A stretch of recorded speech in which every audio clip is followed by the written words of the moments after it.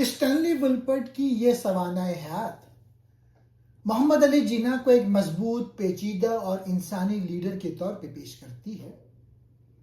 نہ صرف ایک سیاسی رہنما بلکہ ایک انسان جس کے اندر ذاتی درد، بیماری کے باوجود ملک کی خدمت کا جذبہ تھا۔ اس کتاب میں مصنف نے جناح کی پوری زندگی کو تاریخی تناظر میں تفصیل سے بیان کیا ہے۔ ان کے ذاتی اور سیاسی سفر کو ایک ساتھ جوڑا گیا ہے۔ محمد علی جناح 25 دسمبر 1876 کو کراچی میں پیدا ہوئے۔ ان کے والد جناح بھائی پونجا ایک کامیاب تاجر تھے۔ جناح کی ابتدائی تعلیم کراچی اور بمبئی میں ہوئی۔ وہ بچپن ہی سے خود اعتماد اور آزاد خیال شخصیت کے مالک تھے۔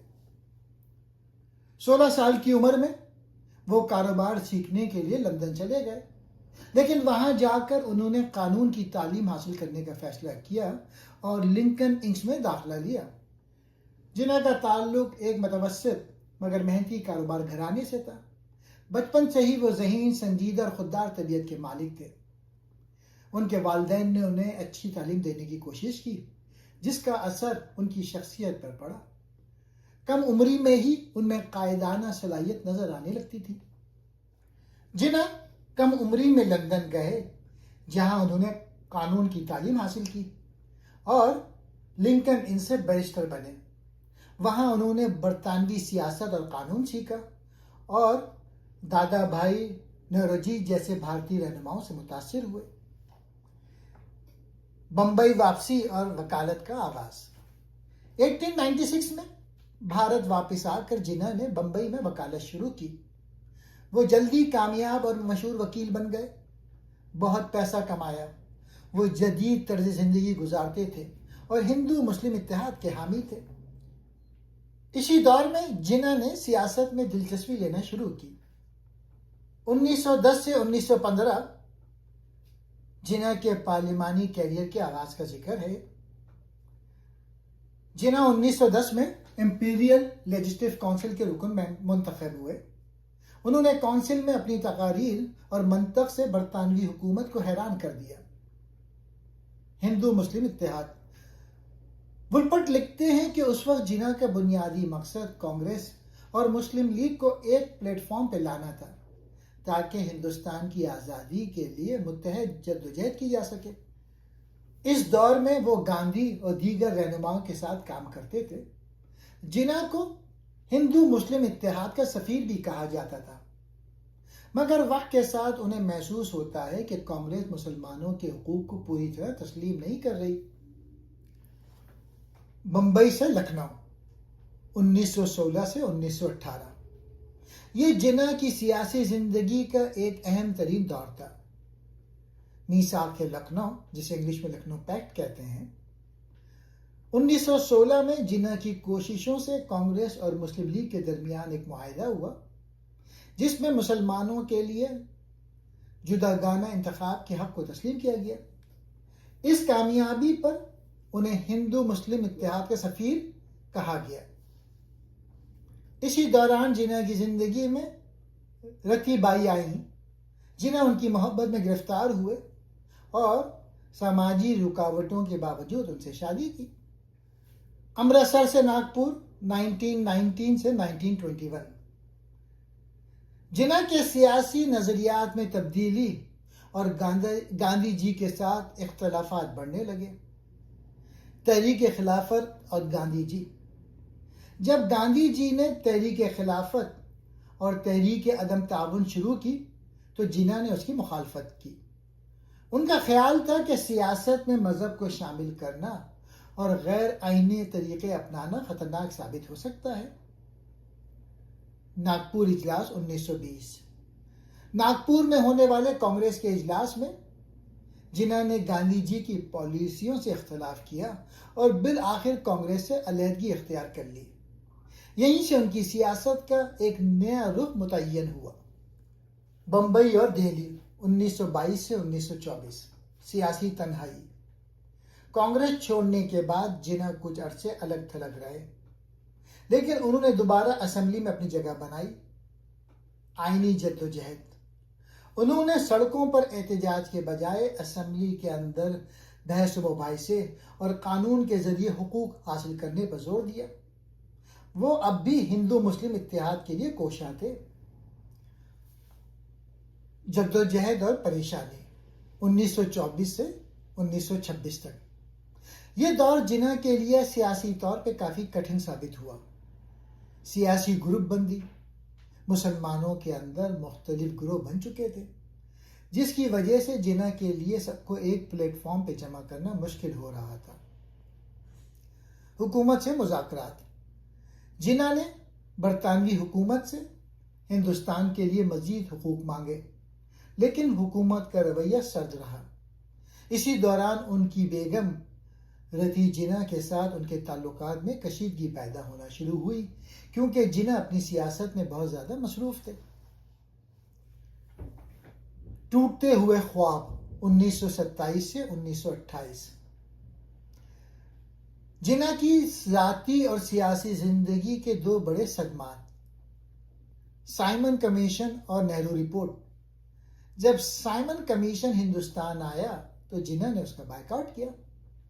بعد میں جب نہرو رپورٹ پیش کی گئی تو اس میں مسلمانوں کے مطالبات جیسے جداگانہ انتخابات کو نظر انداز کر دیا گیا۔ جناح نے اس پر شدید احتجاج کیا اور اسے راستوں کی علیحدگی قرار دیا۔ ذاتی صدمہ۔ جناح اور رتی کے درمیان علیحدگی ہوئی، جس نے جناح کو اندر سے توڑ کر رکھ دیا۔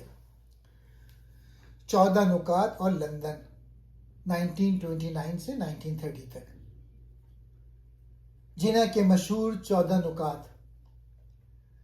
نہرو رپورٹ کے جواب میں جناح نے اپنے 14 نکات پیش کیے، جو مسلمانوں کے سیاسی حقوق کا چارٹر بن گئے۔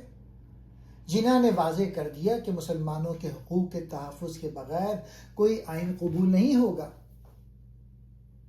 رتی جناح کا انتقال۔ 1929 میں ان کی اہلیہ رتی جناح کا انتقال ہو گیا، جو ان کی زندگی کا سب سے بڑا ذاتی صدمہ تھا۔ اس کے بعد وہ بالکل تنہا ہو گئے اور کچھ عرصے کے لیے لندن چلے گئے۔ گول میز کانفرنس 1930 سے 1932۔ لندن میں شرکت۔ جناح نے ان کانفرنسوں میں شرکت کی تاکہ ہندوستان کے مستقبل طے کیا جا سکے۔ تاہم کانگریس اور برطانوی حکومت کے رویے سے وہ بہت مایوس ہوئے۔ خود ساختہ جلا وطنی۔ مایوسی کے عالم میں جناح نے لندن ہی میں رہنے کا فیصلہ کر لیا اور وہیں وکالت شروع کر دی۔ انہیں لگ رہا تھا کہ اب ہندوستان کی سیاست میں ان کا کوئی مستقبل نہیں رہا۔ ہیمسٹیڈ میں قیام 1932 سے 1934۔ لندن کی زندگی۔ جناح لندن کے علاقے ہیمسٹیڈ میں ایک عالیشان گھر میں رہنے لگے اور پریوی کونسل میں وکالت شروع کی۔ ان کی بیٹی دینا اور بہن فاطمہ جناح بھی ان کے ساتھ تھی۔ سیاست سے دوری۔ وہ ہندوستان کی سیاست سے کافی حد تک مایوس ہو چکے تھے، لیکن علامہ اقبال اور لیاقت علی خان جیسے رہنماؤں نے انہیں خطوط لکھے اور لندن آ کے ملاقاتیں کی تاکہ وہ واپس آ کر مسلم لیگ کی قیادت سنبھالیں۔ واپسی اور تنظیم نو 1934 سے 1935۔ ہندوستان واپسی۔ لیاقت علی خان کی درخواست پر جناح بالآخر ہندوستان واپس آئے اور مسلم لیگ کے تاحیات صدر منتخب ہوئے۔ مسلم لیگ کی بحالی۔ انہوں نے بکھری ہوئی مسلم لیگ کو متحد کرنا شروع کیا اور مسلمانوں کو ایک جھنڈے تلے جمع کرنے کے لیے پورے ملک کے دورے کیے۔ 1937 کے انتخابات۔ انتخابی نتائج۔ مسلم لیگ کو ان انتخابات میں خاطر خواہ کامیابی نہ مل سکی، جبکہ کانگریس نے اکثریت حاصل کی۔ کانگریس کا غرور۔ جیت کے بعد کانگریس نے مسلم لیگ کے ساتھ مخلوط حکومت بنانے سے انکار کر دیا، جس نے جناح کو یہ باور کرایا کہ ہندو اکثریت مسلمانوں کو اقتدار میں حصے دینے کو تیار نہیں۔ لکھنؤ اجلاس 1937۔ قائد اعظم کا خطاب۔ لکھنؤ کے اس تاریخی اجلاس میں جناح کو پہلی بار عوام کی طرف سے قائد اعظم کا لقب دیا گیا. شیروانی اور ٹوپی. اسی اجلاس میں انہوں نے روایتی سوٹ کے بجائے شیروانی اور ٹوپی پہنی جو بعد میں ان کی پہچان بن گئی. انہوں نے مسلمانوں کو خبردار کیا کہ وہ اپنے حقوق کے لیے خود کھڑے ہوں.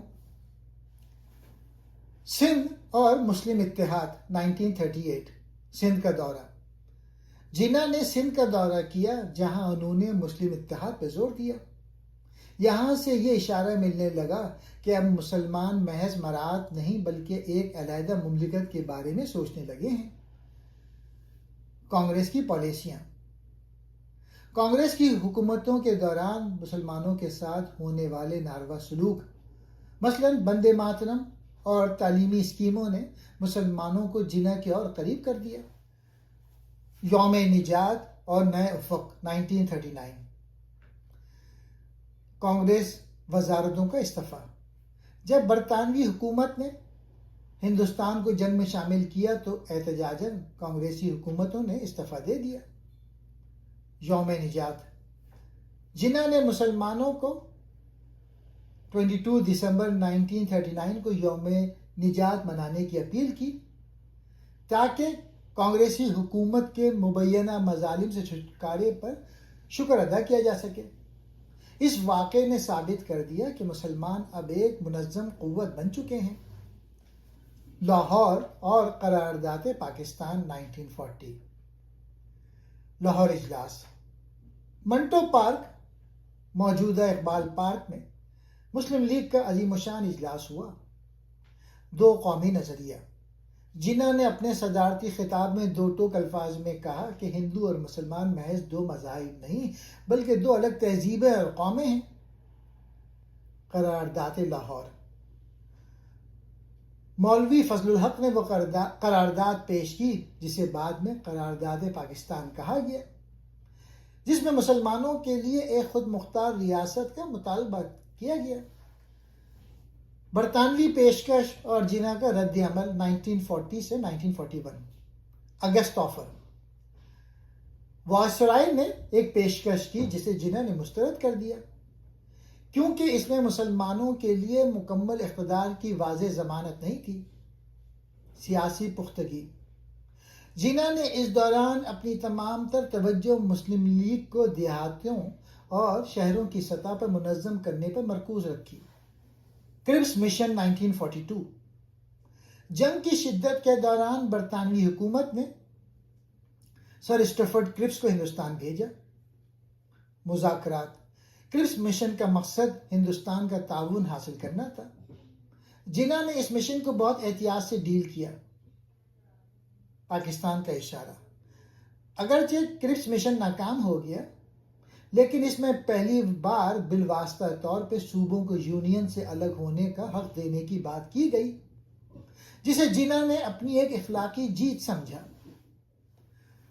بھارت چھوڑ دو تحریک اور جناح 1942 سے 1943.